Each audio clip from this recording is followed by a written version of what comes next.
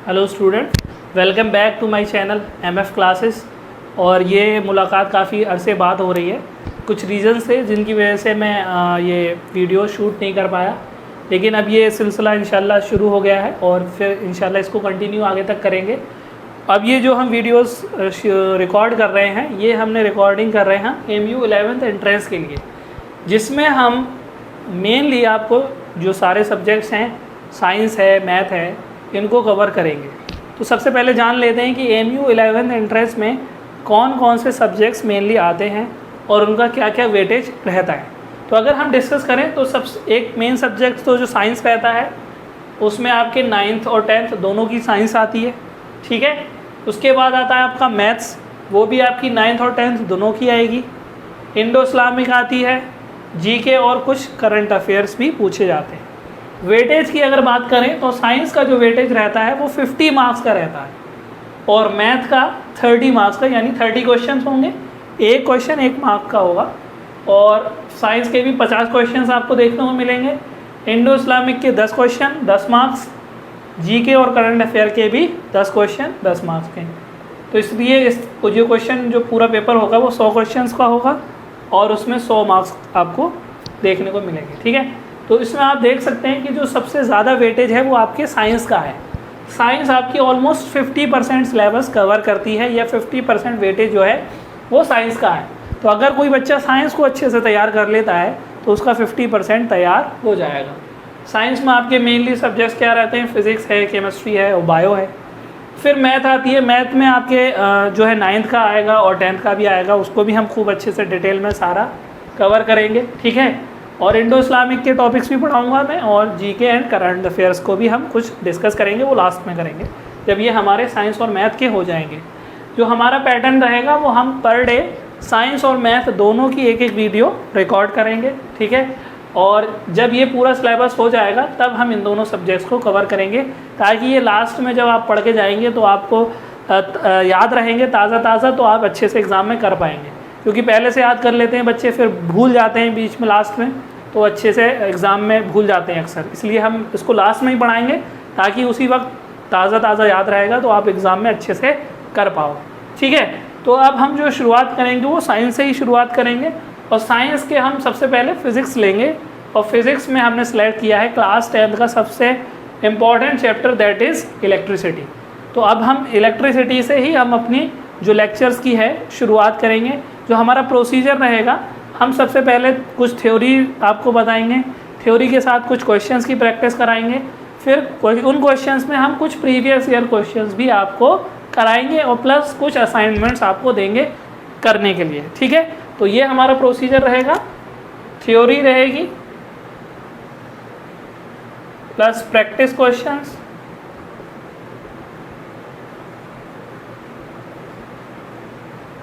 और plus previous year questions जो पहले पूछे गए हैं, ठीक है, प्रीवियस ईयर क्वेश्चन। और चौथा काम आपको करना होगा असाइनमेंट वर्क, ठीक है। तो ये सारी चीज़ें इस तरीके से हमारा पैटर्न रहेगा पढ़ाने का, ठीक है। चलिए शुरू करें। Thank you.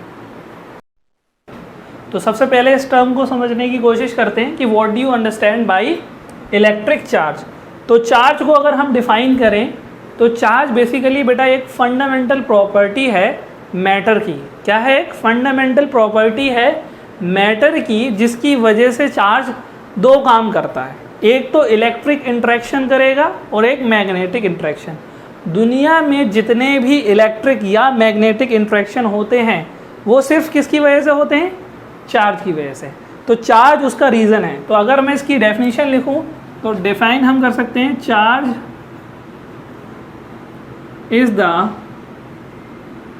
Fundamental property,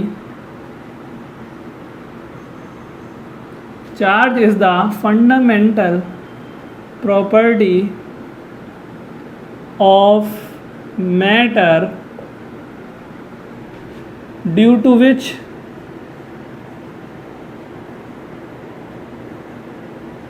electric and magnetic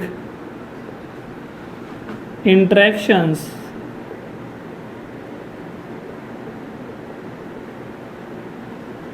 takes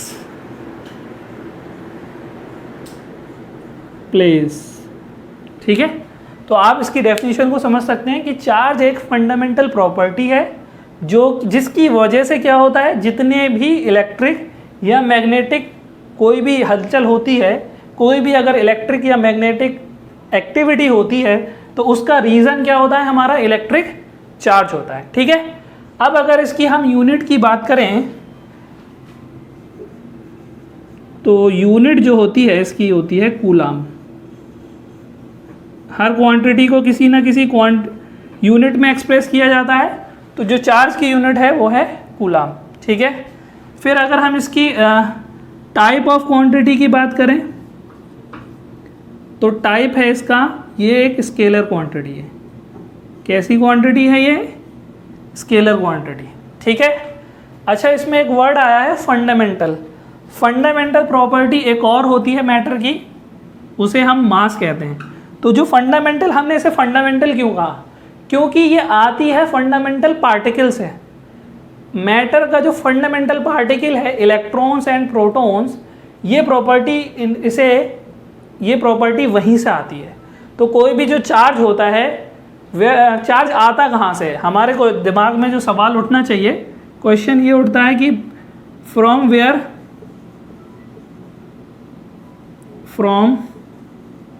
where charge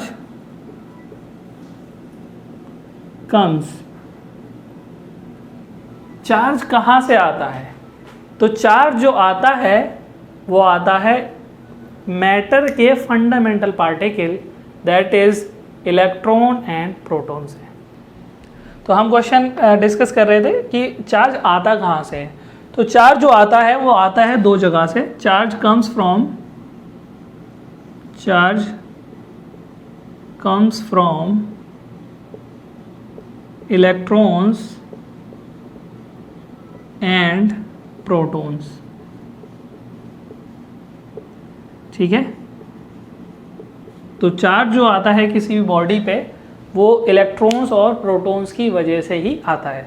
तो अब हम थोड़ा सा इलेक्ट्रॉन्स और प्रोटॉन्स के बारे में डिस्कस करेंगे। ठीक है, तब तक मैं इसको रब कर देता हूँ। अब देखिए, इसको समझने के लिए हम सबसे पहले समझते हैं इलेक्ट्रॉन के बारे में। इलेक्ट्रॉन को सिंबल ई से भी रिप्रेजेंट किया जाता है, स्मॉल ई से। स्मॉल ई अगर कहीं लिखा है तो इसका मतलब वो इलेक्ट्रॉन है। तो अगर हम इलेक्ट्रॉन की बात करें तो ये एक स्मॉलेस्ट चार्ज पार्टिकल है, स्मॉलेस्ट चार्ज पार्टिकल। तो सबसे छोटा चार्ज पार्टिकल आपके लेवल पे कौन है? इलेक्ट्रॉन है। अगर हम इसके चार्ज की बात करें तो चार्ज ऑन वन इलेक्ट्रॉन जो होता है वो होता है 1.6 इंटू 10⁻⁻19 कूलाम। ठीक है, एक इलेक्ट्रॉन पे जो चार्ज होता है वो 1.6 इंटू 10⁻⁻19 होता है। ठीक, और नेगेटिव में, किस में होता है ये? नेगेटिव में। ओके, अच्छा मास ऑफ इलेक्ट्रॉन की अगर हम बात करें तो मास ऑफ वन इलेक्ट्रॉन जो होता है वो होता है 9.1 इंटू 10⁻31 kg।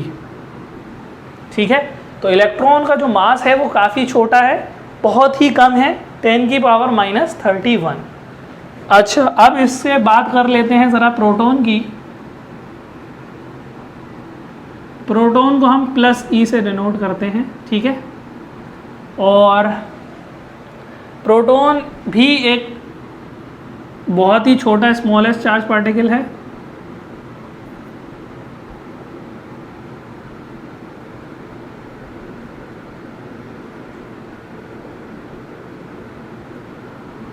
ठीक है, और चार्ज जो होता है ऑन वन प्रोटॉन वो होता है 1.6 इंटू 10⁻⁻19 कूलाम प्लस पॉजिटिव, ठीक है। और मास ऑफ अगर प्रोटॉन की बात करें तो मास ऑफ वन प्रोटॉन वो होता है 1.67 इंटू 10⁻⁻27 kg, ठीक है। तो ये हो गया एक प्रोटॉन का मास, ये हो गया एक इलेक्ट्रॉन का मास। तो ये एक बहुत छोटे पार्टिकल हैं, चार्ज पार्टिकल। सबसे छोटा है इलेक्ट्रॉन, फिर उससे बड़ा है प्रोटॉन, ठीक है, ओके। अब सवाल उठता है किसी बॉडी पे जो चार्ज आता है वो कैसे आता है। देखिए इसका रीज़न जो है वो ये है कि दुनिया की हर चीज़ जो है वो किससे बनी है, एटम्स एंड मॉलिक्यूल से बनी है। और जब हम जानते हैं जो चीज़ एटम्स एंड मॉलिक्यूल से बनी है तो उसके अंदर ज़रूर इलेक्ट्रॉन्स और प्रोटॉन्स होंगे ही होंगे। तो अगर इलेक्ट्रॉन्स और प्रोटॉन्स उसके अंदर हैं तो इसका मतलब चार्ज भी उसके अंदर होगा ही होगा। तो every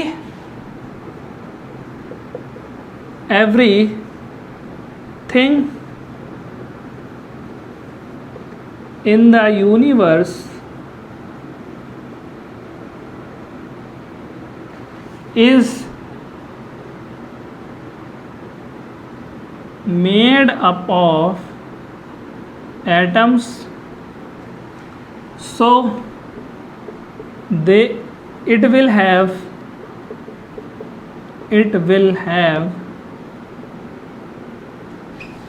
electrons and protons, so it will also have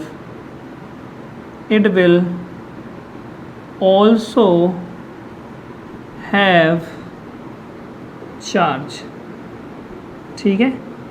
तो हर बॉडी के पास चार्ज भी होगा। अब चार्ज कब कैसा होगा, कब पॉजिटिव होगा, कब नेगेटिव होगा या कब ज़ीरो होगा, इसकी कंडीशन है, ठीक है। तो अब देख लेते हैं इसको भी, तब तक मैं इसको रब कर देता हूँ, ठीक है, इसको नोट कर। अब सवाल उठता है कि चार्ज ऑन अ बॉडी, तो चार्ज ऑन अ बॉडी इसके 3 केस पॉसिबल हैं।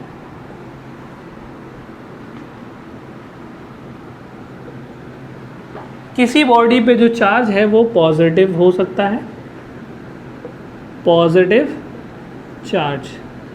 किसी बॉडी पे जो चार्ज हो सकता है वो नेगेटिव भी हो सकता है, और किसी बॉडी पे जो चार्ज है वो ज़ीरो भी हो सकता है। क्लियर है? Better we should call it net charge on a body, ठीक है। किसी बॉडी पे जो नेट चार्ज है वो पॉजिटिव हो सकता है, नेगेटिव हो सकता है, या क्या हो सकता है, ज़ीरो हो सकता है। अगर हम पॉजिटिव चार्ज के केस की बात करें तो किसी केस जब पॉजिटिव चार्ज होगा तो पॉजिटिव चार्ज किसी बॉडी पे तभी आएगा जब उस पे इलेक्ट्रॉन्स कम होंगे। उस बॉडी पे इलेक्ट्रॉन्स की क्या हो जाएगी, कमी हो जाएगी। क्यों? क्योंकि इलेक्ट्रॉन्स पे कौन सा चार्ज था, नेगेटिव, और नेगेटिव की कमी हो गई तो कौन सा चार्ज ज़्यादा हो जाएगा, पॉजिटिव। तो ये वो केस होगा जब नंबर ऑफ प्रोटॉन्स ज़्यादा होंगे और नंबर ऑफ इलेक्ट्रॉन्स क्या होंगे, कम होंगे। नंबर ऑफ प्रोटॉन्स ज़्यादा होंगे और नंबर ऑफ इलेक्ट्रॉन्स कम होंगे। तो इससे क्या साबित हुआ कि electrons are lost, electrons are lost.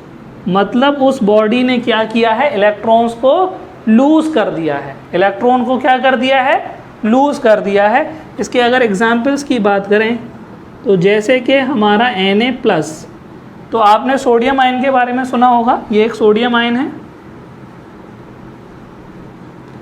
तो सोडियम आयन कैसे बनता है, सोडियम जब अपना एक इलेक्ट्रॉन लूज़ कर देता है तो ये Na+ बन जाता है। जब इस पर एक इलेक्ट्रॉन चला गया तो एक इलेक्ट्रॉन की कमी हो जाने की वजह से पॉजिटिव चार्ज ज़्यादा हो गया, तो इस पर कितना चार्ज आ गया, पॉजिटिव का 1।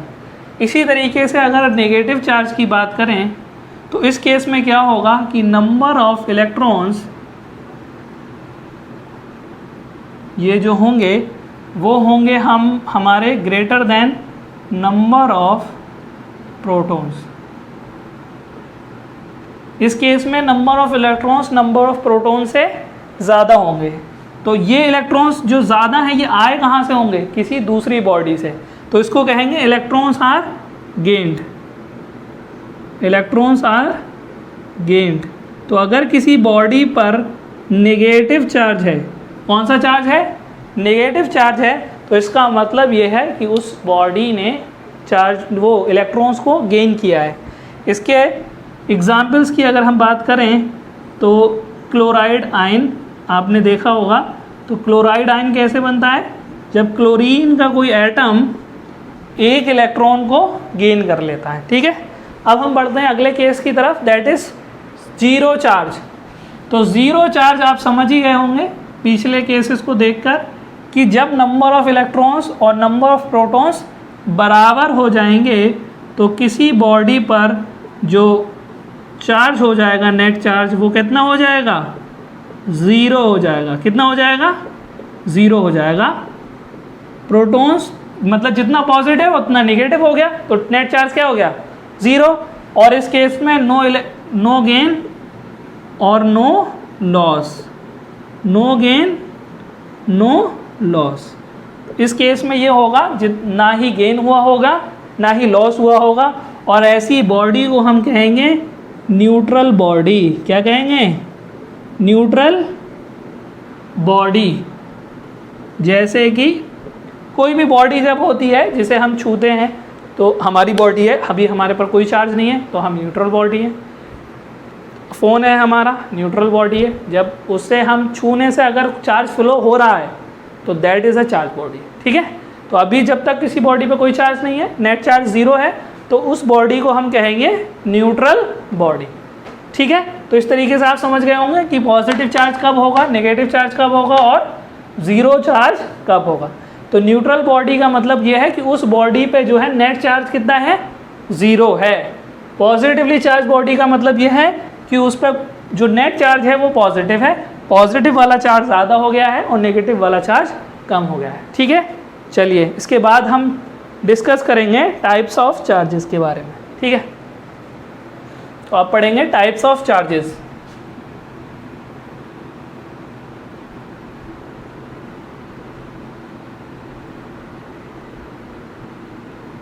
तो इतना तो आप समझ ही गए होंगे कि चार्जेस जो हैं वो दो तरीके के होते हैं, एक होते हैं पॉजिटिव चार्ज और एक होते हैं नेगेटिव चार्ज।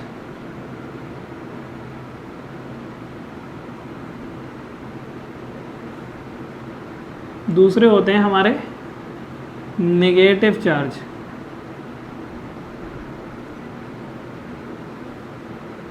ठीक है, पॉजिटिव का केस समझ में आ गया होगा, नेगेटिव का भी मैंने बता दिया कि नेगेटिव चार्ज किसी बॉडी पे कब आएगा और पॉजिटिव कब आएगा। ठीक है, ओके। इसके बाद हम अगर डिस्कस करें तो जो पॉजिटिव चार्ज है और जो नेगेटिव चार्ज है, इनकी प्रॉपर्टीज़ थोड़ी सी डिस्कस कर लेते हैं। प्रॉपर्टीज़ ऑफ चार्ज, एक दो प्रॉपर्टी ले लेते हैं। प्रॉपर्टीज़ ऑफ चार्ज जो आपने पढ़ी भी होंगी शायद, कि जो लाइक चार्जेस होते हैं वो हमेशा क्या करते हैं, रिपेल करते हैं। Like charges always repel each other, like charges always repel each other, like charges always repel each other. यानी कि पॉजिटिव और पॉजिटिव दोनों एक दूसरे को क्या करेंगे, रिपेल करेंगे। क्या करेंगे, रिपल्शन होगा। क्या होगा, रिपल्शन होगा। ठीक है, और पॉजिटिव नेगेटिव और नेगेटिव में भी क्या होगा, दोनों कैसे हैं, लाइक हैं, एक जैसे ही हैं। लाइक का मतलब एक जैसे, तो नेगेटिव नेगेटिव में भी क्या होगा, रिपल्शन। ठीक है, ये तो ये प्रॉपर्टी हो गई। और दूसरी प्रॉपर्टी अगर बात करें तो सेकंड प्रॉपर्टी विल बी कि unlike charges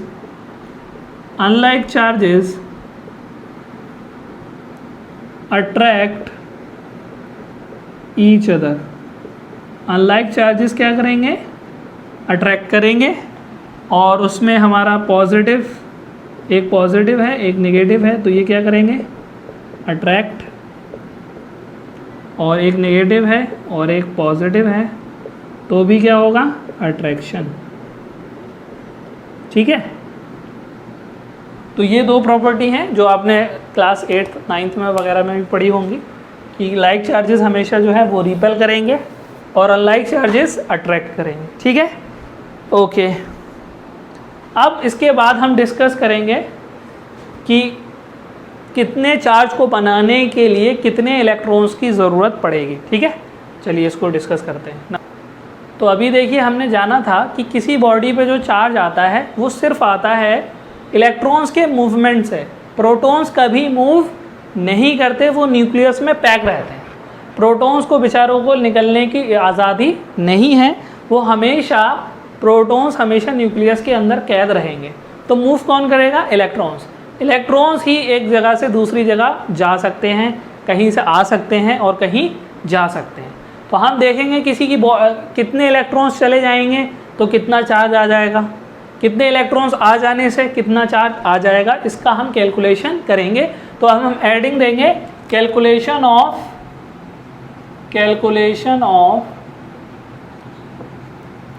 number of electrons, calculation of number of electrons. ठीक है, तो ये एक टॉपिक है कि अगर हमें कभी भी क्वेश्चन में ऐसे दे देगा कि ये बताइए एक बॉडी है उस पर इतना चार्ज है, तो अब ये बताइए कि उस पर कितने इलेक्ट्रॉन्स मूव किए, नंबर ऑफ इलेक्ट्रॉन्स बताइए। ठीक है, तो अब इसको डिस्कस कर लेते हैं। तो इसका एक सिंपल सा फॉर्मूला है, कभी भी आपसे अगर नंबर ऑफ इलेक्ट्रॉन्स पूछे जाते हैं तो number of electrons is equal to होगा charge on the body divided by 1.6 into 10 की पावर माइनस 19 कूलम, जो कि चार्ज ऑन 1 इलेक्ट्रॉन है। तो एक इलेक्ट्रॉन के चार्ज से टोटल चार्ज को अगर हम डिवाइड कर देंगे तो नंबर ऑफ इलेक्ट्रॉन्स निकल आएंगे। ठीक है, सिंपल सा है। तो इसको हम ऐसे भी डिफाइन कर सकते हैं, n is equal to Q by E, ये हमारा E के बराबर होता था। ठीक है, तो n is equal to Q by E, ये आपको याद रखना है, बहुत इंपॉर्टेंट फॉर्मूला है कि अगर हमें आप जो है नंबर ऑफ इलेक्ट्रॉन्स निकालने हैं तो हमें सिंपली क्या कर देना है, चार्ज को इलेक्ट्रॉन के चार्ज से डिवाइड कर देना है। फॉर एग्जांपल हम करके देखते हैं कि अगर हमें गिवन है कि 1 coulomb charge on a body, किसी बॉडी पे जो चार्ज है वो कितना है 1 कूलम है, तो नंबर ऑफ इलेक्ट्रॉन्स बताइए कितने होंगे, नंबर ऑफ इलेक्ट्रॉन्स बताइए कितने होंगे।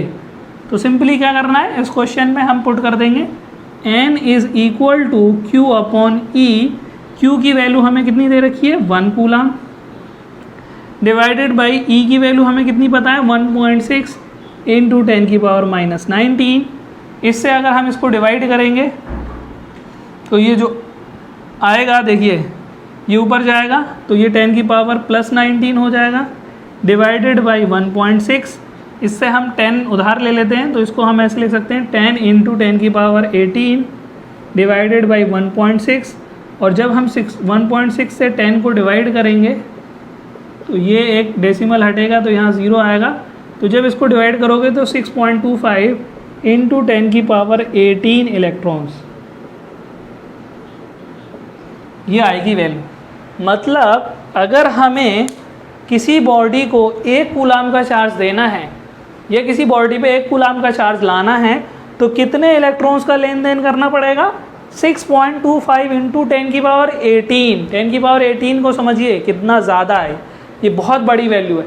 तो इस तरीके से हम समझ सकते हैं कि 1 कूलम चार्ज जो छोटा मोटा चार्ज नहीं है, बहुत बड़ी वैल्यू है ये।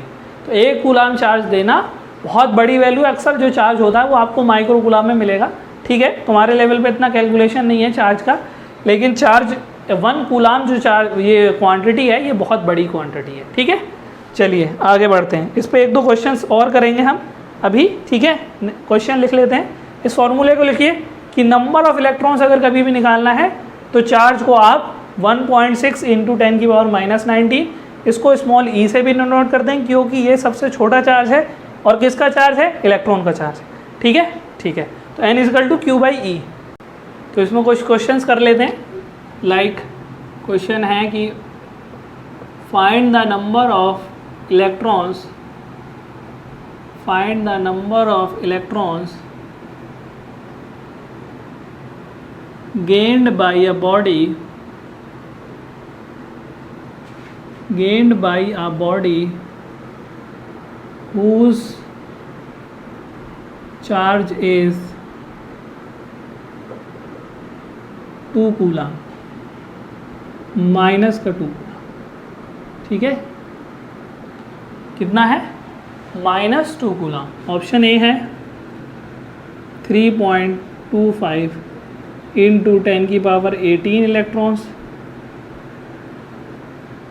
ऑप्शन बी है 6.25 इंटू 10 की पावर 18 इलेक्ट्रॉन्स।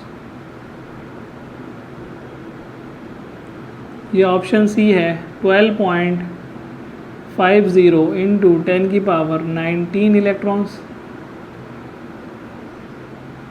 या ऑप्शन डी है 1.25 इंटू 10 की पावर 19 इलेक्ट्रॉन्स। ठीक है, अब इस क्वेश्चन को करिए। क्वेश्चन पूछा है कि find the number of electrons gain. किसी बॉडी ने कितने इलेक्ट्रॉन्स गेन किए अगर उस बॉडी पे जो चार्ज है वो -2 कूलम का है। तो सिंपल सा का फॉर्मूला जो मैंने बताया था, किसी बॉडी पर अगर नंबर ऑफ इलेक्ट्रॉन्स पूछ रहा है तो आपको सिंपली क्या करना है, नंबर ऑफ इलेक्ट्रॉन्स का फॉर्मूला लगाना है। n is equal to Q by E. Charge हमारा कितना है, -2 इसलिए बता रहा है क्योंकि गेन किए, गेन करेगा तो हमेशा चार्ज कैसा आएगा, नेगेटिव। तो न्यूमेरिकल्स करने के लिए आप सिंपली वैल्यू मैग्नीट्यूड को देखिए। तो 1.6 इंटू 10 की पावर -19। तो जब इसको आप सॉल्व करेंगे तो इसकी जो वैल्यू आएगी वो 12.50 इंटू 10 की पावर 18 आएगी, जिसको हम फर्दर यहाँ डेसिमल को शिफ्ट कर देंगे। तो 1.25 इंटू 10 की पावर -19 इलेक्ट्रॉन्स, यानी कि इतने इलेक्ट्रॉन्स की हमें ज़रूरत पड़ेगी। इसको आप, ये तो एक पहला तरीका हो गया। दूसरा तरीका इसका ये भी हो सकता था कि आप ऐसे भी कर सकते थे। आपको पता है कि 1 कूलम चार्ज के लिए कितने इलेक्ट्रॉन्स की ज़रूरत पड़ती है, for 1 coulomb is equal to 6.25 into 10 की पावर 18 इलेक्ट्रॉन्स। तो 2 कूलम के लिए कितनी ज़रूरत पड़ेगी, 2 से मल्टीप्लाई कर दीजिए, 6.25 इंटू 10 की पावर 18। तो ये हो जाएगा 12.50 इंटू 10 की पावर 18। तो ये हो जाएगा 1.25 इंटू 10 की पावर 19 इलेक्ट्रॉन्स। ठीक है, तो इस तरीके से आप 2 तरीके से इसको कर सकते हैं। कोई सी भी अप्रोच आप करना चाहें बेहतर ये है क्योंकि ये कॉन्सेप्चुअल है, ये तो एक यूनिटरी मेथड है जो कर लेते हैं। ठीक है, तो इसका सही आंसर जो होगा वो ये होगा। ओके, ठीक, चलिए नेक्स्ट क्वेश्चन की तरफ जाते हैं। तो अभी तक जो हमने पढ़ा उसकी बेसिस पे ये कुछ क्वेश्चंस हैं, इसको हम डिस्कस कर लेते हैं। इसमें एक क्वेश्चन है कि what unit of charge is, charge की क्या यूनिट है। तो ऑप्शंस हैं कूलम, एम्पेयर, टेस्ला और नन ऑफ दीज। तो आपने इसकी अगर थ्योरी पढ़ी होगी, अभी हमने रिवाइज किया था, तो चार्ज की यूनिट क्या थी, कूलम। क्या थी, कूलम। ठीक है, तो ऑप्शन इसका ए करेक्ट है।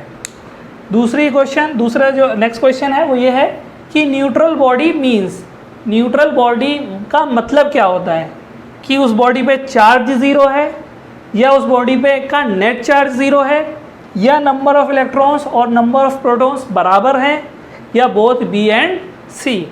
तो मैंने जो अभी बताया था कि न्यूट्रल बॉडी किस बॉडी को कहते थे, जिस बॉडी के नेट चार्ज जो होता था वो 0 होता था। किसी बॉडी पे कभी भी चार्ज 0 नहीं होता, नेट चार्ज 0 होता है। न्यूट्रल बॉडी पे कभी चार्ज 0 नहीं हो सकता, किसी भी बॉडी पे चार्ज 0 नहीं हो सकता, नेट चार्ज सिर्फ 0 हो सकता है, क्योंकि हर बॉडी एटम्स और मॉलिक्यूल से बनी है। अगर एटम से बनी है तो उसके अंदर इलेक्ट्रॉन्स तो प्रोटॉन्स तो होंगे ही होंगे, तो चार्ज तो है ही, लेकिन नेट चार्ज 0 हो सकता है जब नंबर ऑफ इलेक्ट्रॉन्स और नंबर ऑफ प्रोटॉन्स बराबर हो जाएंगे। तो न्यूट्रल बॉडी का मतलब ये हो सकता है या तो नेट चार्ज ज़रा 0 हो गया, या नंबर ऑफ इलेक्ट्रॉन्स और नंबर ऑफ प्रोटॉन्स बराबर हो गए।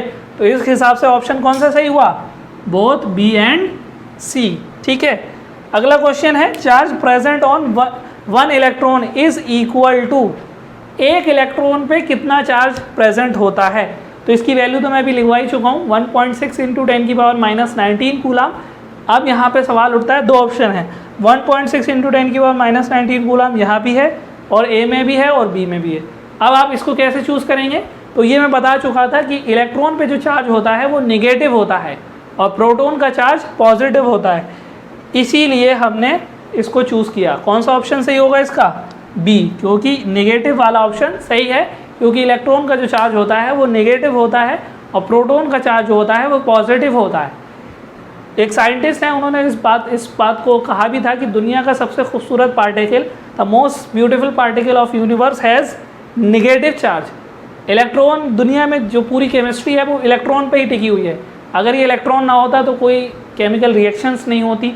तो इतना ब्यूटीफुल पार्टिकल है और दुनिया में जो सारी एक्टिविटीज़ हो रही हैं, जो जितनी भी एक्टिविटीज़ हो रही हैं वो इलेक्ट्रॉन की वजह से हो रही हैं। तो और इतना खूबसूरत पार्टिकल होने के बावजूद इस पर चार्ज कैसा है, नेगेटिव। ये एक साइंटिस्ट ने एक कन्वेंशन ले लिया था, ठीक है, प्रोटॉन को पॉजिटिव दे दिया, इलेक्ट्रॉन को नेगेटिव दे दिया। ये कोई ऊपर से लिख के नहीं आया, ये हमने एक कन्वेंशन ले लिया कि जैसे हमने ये कह दिया कि इधर जाने को अगर हम पॉजिटिव कह रहे हैं तो इधर जाने को नेगेटिव कह देंगे, बस सिंपल सी बात है। जैसे गोरा और काला, अगर कोई चीज़ ब्राइट है तो उसे हमने गोरा कह दिया, कोई चीज़ डार्क है तो उसे हमने काला कह दिया। तो ये हमने अपने बनाए हैं। तो इसी तरीके से जब हमने देखा कि प्रोटॉन और इलेक्ट्रॉन्स पे चार्ज हैं, दोनों ही चार्ज पार्टिकल हैं, लेकिन दोनों के चार्ज उल्टे हैं, तो प्रोटॉन के चार्ज को हमने पॉजिटिव कह दिया और इलेक्ट्रॉन के चार्ज को कैसे कह दिया, नेगेटिव। तो आई होप कि आपको सबको ये वीडियो काफ़ी समझ में आया होगा और चार्ज का एक कॉन्सेप्ट अच्छे से समझ में आया होगा। तो ये इस बहुत छोटा सा वीडियो था, हम इसको अभी लंबे वीडियोस बनाएंगे पूरे डिटेल में और अच्छे क्वेश्चंस के साथ आएंगे। अभी हम एक बहुत इंट्रोडक्टरी वीडियो था ये। तो अगर ये आपको वीडियो पसंद आया है तो इसे ज़्यादा से ज़्यादा लाइक करें और अपने दोस्तों में ज़्यादा से ज़्यादा शेयर करें, जो लोग भी प्रिपरेशन कर रहे हैं या जो बोर्ड की प्रिपरेशन करना चाहते हैं इस साल, तो उनमें ज़्यादा से ज़्यादा शेयर करें और हमारे इस एफ़र्ट को ज़्यादा से ज़्यादा सपोर्ट करें। Thank you.